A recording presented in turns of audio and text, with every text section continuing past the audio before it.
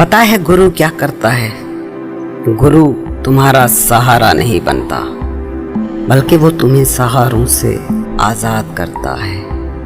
वो तुम्हें अपने आप पर मुनहसर नहीं करता, तुम्हें तुम पर फेंक देता है। वो दूसरे को फना कर देता है। वो दूसरा जिसे तुम इल्ज़ाम देते हो, वो दूसरा जिसको हर दम ढूंढते हो, वो तुम्हें उस दूसरे से बेनियाज कर देता है। मज़े की बात यह है कि तुम सहारा ढूंढने ही मुर्शिद, गुरु, सूफी के पास जाते हो।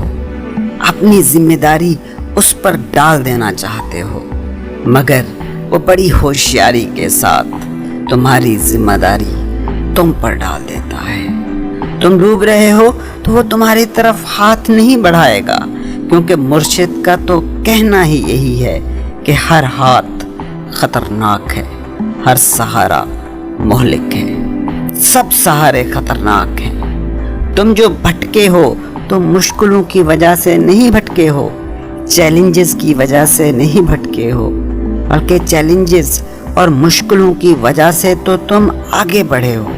तुमने इर्तिका की सीढ़ियां तय की हैं। तुम अगर भटके हो तो सहारों की वजह से भटक गए हो। हर इजाद, हर दरियाफ्त चैलेंज थी, मगर तुमने दरियाफ्तें की, इजादें की, बाहरी दुनिया का नक्शा बदल दिया। मगर अब वही टेक्नोलॉजी, वही इजादें तुम्हारे पास हैं। अब वो तुम्हारा सहारा है। खुद ही हिसाब लगा लो कि ये टेक्नोलॉजी, ये इजादें, ये दरियाफ्तें तुम्हें कमज़ोर कर रही हैं या ताकतवर बना रही हैं। तुम्हारे सामने चैलेंज था सफ़र का। तुमने गाड़ियाँ, जहाज़ बनाए। अब वो गाड़ियाँ और जहाज़ तुम्हारा सहारा बन गए हैं। तुम्हारे पास चैलेंज था अपनी बात को दूसरों तक पहुँचाने का। तुमने फ़ोन, मोबाइल, टीवी, सिनेमा तख्लीक किए। जब ये तख्लीक हो गए तो अब खुद फैसला करो, ये चीज़ें तुम्हें ताकत दे रही हैं या कमज़ोरी।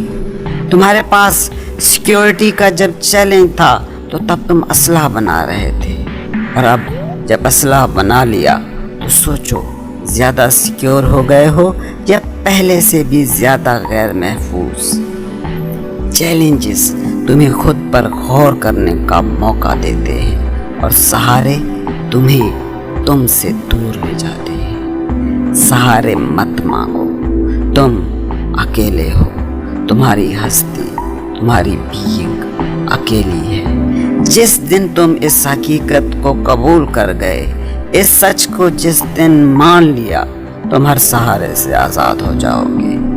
तुम डूबते हो, भटकते हो, परेशान होते हो तो सहारे मांगते हो, दुआएं मांगते हो, मगर ये जानते ही नहीं कि लाइफ का मैकेनिज्म क्या है। तुम कतरे हो और दरिया में हो, और दरिया का पता है तुम्हारे लिए क्या पैगाम है। दरिया को अपनी तुग़यानियों से काम, कश्ती किसी की पार हो या दरमियाँ रहे।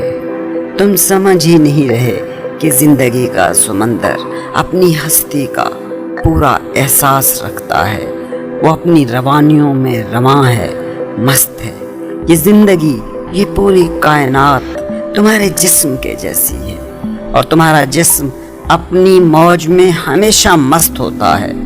तुम्हारा जहन अफकार, परेशानियों, स्ट्रेस में डूबा हुआ भी हो तो इससे जिस्म के तकाजे मरते कभी नहीं। कोई अजीज से अजीज हस्ती भी मर जाए तो तुम्हारा जिस्म सांस लेना नहीं छोड़ता, खुराक, पानी लेना नहीं छोड़ता।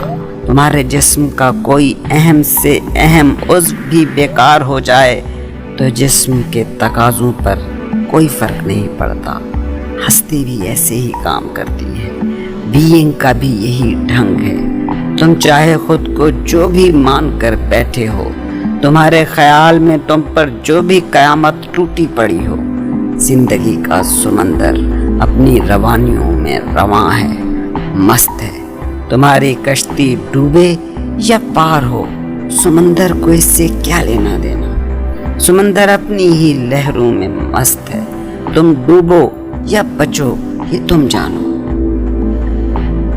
गुरु तुम्हें पूरे का पूरा मालिक बना देता है। हाँ, ये मिल्कियत बड़ी मुश्किल है, क्योंकि जब तुम अपने मालिक बन जाते हो तो तुम अकेले हो जाते हो कि वो बहाना तक नहीं बचता कि जिसके सर सारा इल्ज़ाम थोप कर तुम खुद एक तरफ खड़े हो जाओ। तुम गौर करो ना, तुम्हारा माइंड हमेशा ये चाहता है कि तुम्हारी कोई भी नाकामी हो उसकी जिम्मेदारी किसी पर डाल दी जाए। ये इंसान की बहुत गहरी चाल है। तुम जब भी दुखी होते हो तो फौरन ये ढूंढने लग जाते हो कि कौन तुम्हें दुखी कर रहा है। ये ख्याल भी कभी नहीं आता कि ये दुख मेरा अपना तख्लीक करता भी हो सकता है। बीवी ने कुछ कहा, शौहर ने कुछ कह दिया, घर वालों ने कुछ कर दिया, समाज ने साथ नहीं दिया, हालात ऐसे हैं। तुम फौरन कोई ना कोई बहाना खोजते हो, क्योंकि इस हकीकत को कभी कबूल ही नहीं करते कि तुम अपनी वजह से दुखी हो, अपनी वजह से नाकाम हो। अब इस नफ्सियात पे गौर करो, क्यों तुम ऐसा कहते हो? क्योंकि तुम ये मानते हो कि दुखी मैं नहीं होना चाहता। जब तुम दुखी होना नहीं चाहते तो फिर अपनी वजह से कैसे दुखी होगे? इसलिए तुम ये कहते हो कि कोई और दुखी कर रहा है, दूसरा दुख दे रहा है, वो दूसरा कि जो इस पूरी कायनात में कहीं है ही नहीं। तुम कहते हो कोई और है जो तुम्हारी जिंदगी में दुख के कांटे बो रहा है, मैं तो फूल ही मांगता हूँ। इसलिए तुम ये नतीजा निकालते हो कि अगर तुम्हें दुख मिल रहा है तो जिम्मेदार कोई और है, लेकिन तुम ये नहीं सोचते कि किसी को क्या पड़ी है तुम्हारे लिए कांटे बोए। किसी के पास इतनी फुर्सत है ही कहाँ, कोई भी नहीं है। बस तुमने खुद ही दूसरा तख्लीक किया है और खुद के तख्लीक किए हुए इस दूसरे पर सारा इल्ज़ाम डाल देते हो, ताकि जिसे तुम समझते हो उस पर कोई इल्ज़ाम ना आए। तुम गौर से देखो, सब कहते हैं कि मैं सुख चाहता हूँ, लेकिन सब ने ही दुख को शिद्दत से पकड़ रखा है। ये अजीब सा तज़ाद है। वो इंसान जो दुख को ऐसे कस के पकड़े हुए है, उसका सुख को चाहने का आखिर मतलब ही क्या है? और मज़े की बात यह है कि जिसको तुम सुख कहते हो वो दुख ही का नाम है। कभी गौर करो ना, एक आदमी चाहता है कि उसकी इज्जत हो, इज्जत का मिलना सुख है, मगर जो आदमी इज्जत चाहता है वो हद तक का क्या करेगा? हकीकत ये है कि इज्जत के चाहने में ही हद तक का दुख छुपा है, क्योंकि जैसे ही तुम इज्जत मांगते हो, हद तक के इम्कानात खुद ब खुद पैदा हो गए।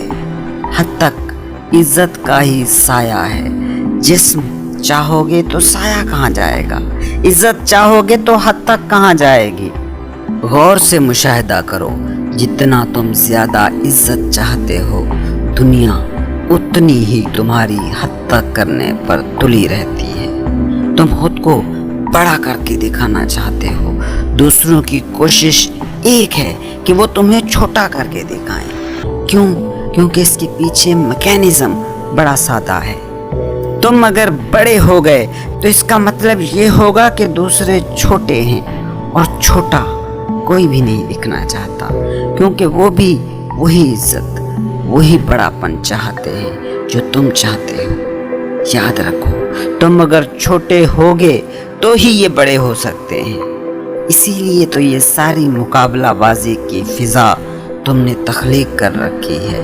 एक जंग है जो मुसलसल जारी है, दूसरों को पीछे छोड़ने और खुद आगे निकल जाने की ये जंग तुम्हारी दुनिया में हर दम जारी है। ये तुम्हारी दुनिया है। तुम भी इज्जत चाहते हो, दूसरे भी इज्जत चाहते हैं, मगर उनको भी हद तक मिलती है और तुम्हारे हाथ भी हद तक आती है। जरा सोचो ना, दुनिया में 7 अरब से ज्यादा लोग हैं और एक आदमी 7 अरब लोगों से लड़ रहा है, 7 अरब लोगों से आगे निकलना चाहता है। कौन जीतेगा, 1 या 7 अरब? हर आदमी ये साबित करने पर तुला है कि मैं बड़ा हूँ और 7 अरब आदमी ये साबित करने में लगे हैं कि आप बड़े नहीं हो, वो बड़े हैं। कैसे तुम जीतोगे? तुम्हारी जीत का कोई इम्कान ही नहीं है। तुम पागल हो जाओगे इस मुकाबले में, और हो रहे हो। और पा क्या रहे हो? हद तक छोटे होने का दुख।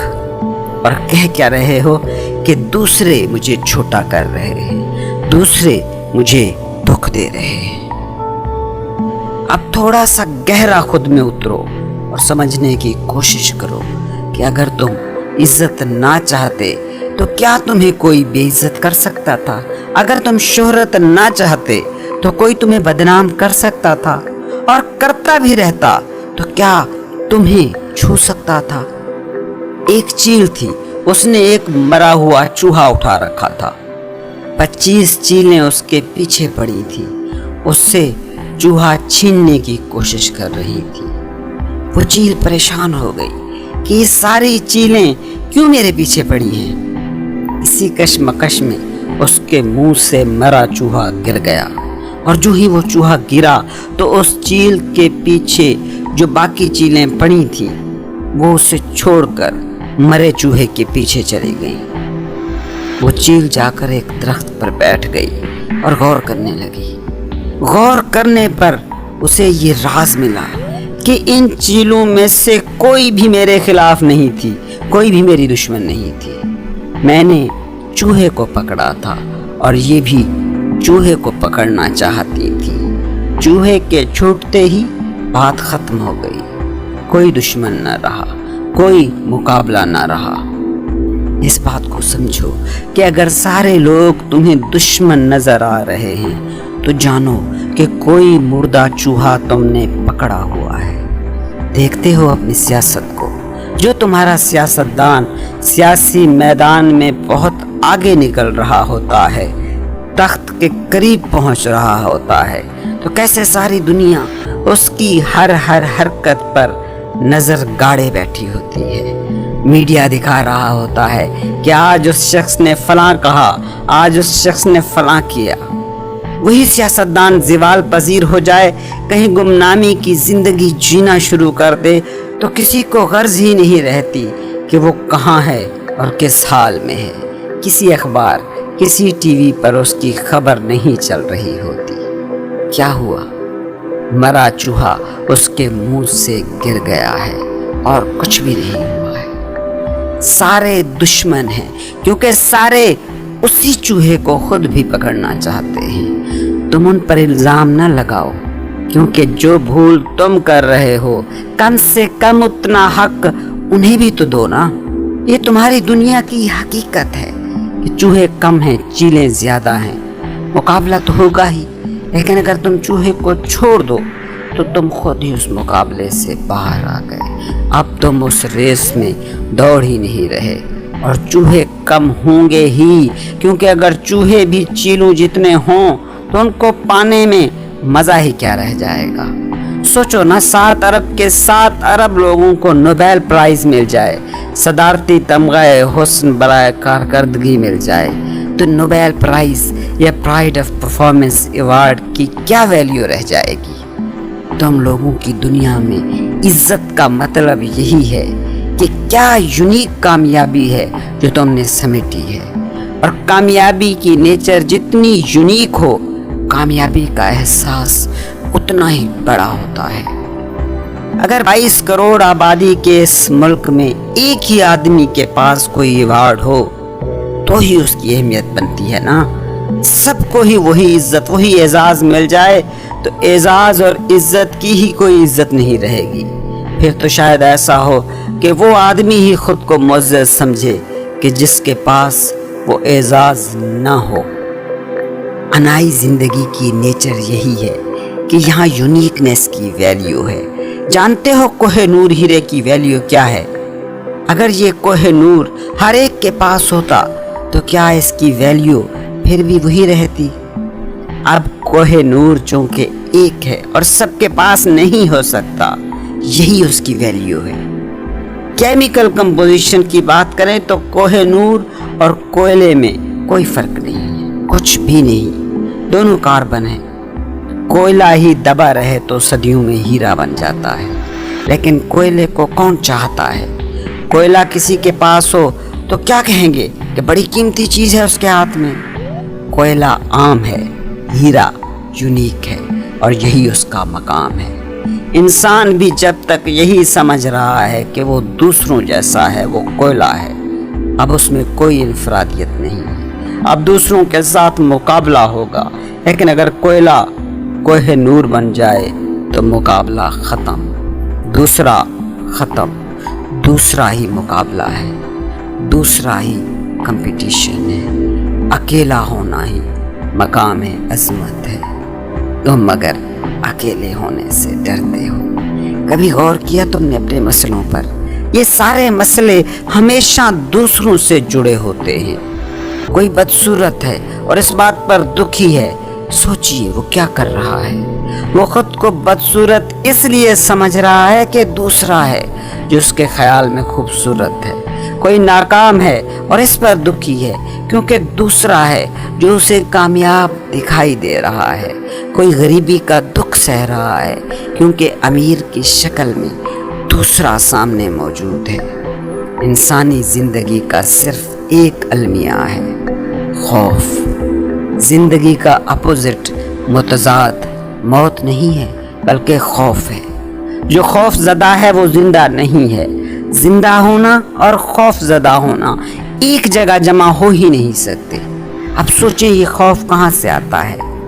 ये खौफ दूसरे से जन्म लेता है, दूसरा खो न जाए, ये खौफ है। फैमिली, बीवी, बच्चे, ओहदा, नौकरी, बिजनेस खो न जाए, इसी का नाम खौफ है। खौफ हमेशा दूसरे की प्रॉपर्टी है। जिंदगी बीइंग अकेली है, उसके लिए कुछ भी ज़रूरी नहीं, उसके लिए बस होना ज़रूरी है। कुछ इजाफा हो तखफीफ हो, इससे ज़िंदगी पर कोई असर नहीं पड़ता। और जो अकेले होने को तस्लीम कर लेता है तो उसके लिए ना कोई खौफ है ना गम। और कभी तुमने गौर किया कि दुनिया में जिस मकाम के लिए तुम जुस्तजू करते हो वो मकाम दूसरे को छोटा किए बिना हासिल हो ही नहीं सकता। और मज़े की बात यह है कि जब वो मकाम, वो इज़्ज़त नहीं मिलती तो तुम दुखी होते हो, लेकिन वो इज़्ज़त मिल जाए तो तुम उस पर सुखी नहीं हो जाते। क्यों? क्योंकि इज़्ज़त जितनी भी मिल जाए इसका आखिरी सिरा नहीं होता। फ़र्ज करो दौलत में इज़्ज़त ढूंढते हो तो कितनी दौलत तुम्हें मिल जाए कि जब तुम रुक जाओगे। कोई अरबपति, खरबपति कभी किसी मकाम पर रुका है? कभी तशनगी कभी मिटी है कहीं?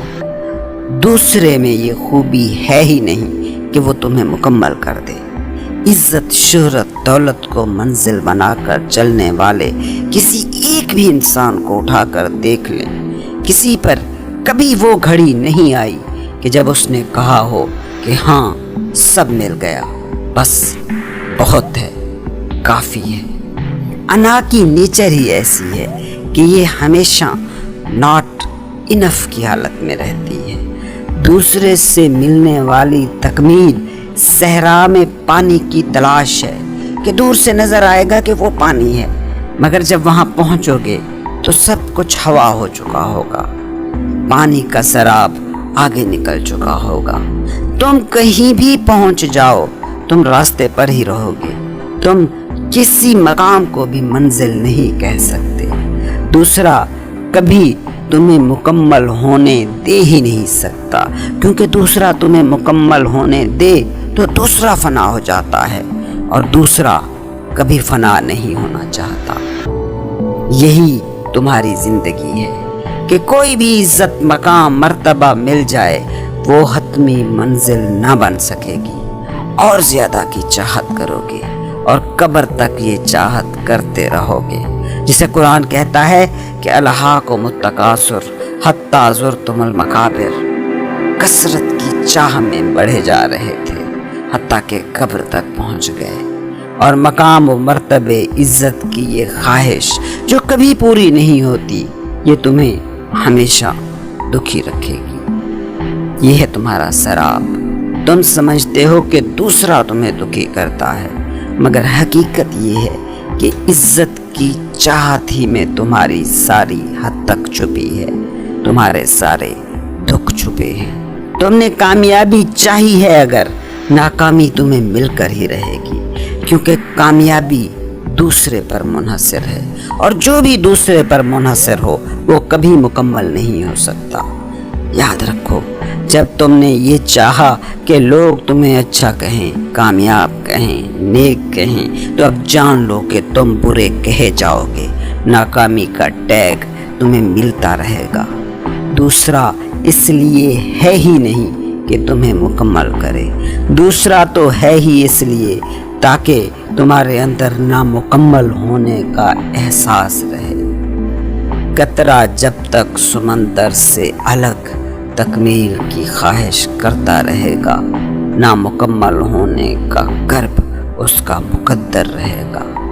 پورا سمندر کا ہر قطرہ اس کے لیے دکھ بنتا رہے گا، لیکن جس دن قطرہ اپنے قطرہ ہونے کو سمندر دیکھ لے گا، اس دن وہ ہر مقابلے سے آزاد ہو جائے گا۔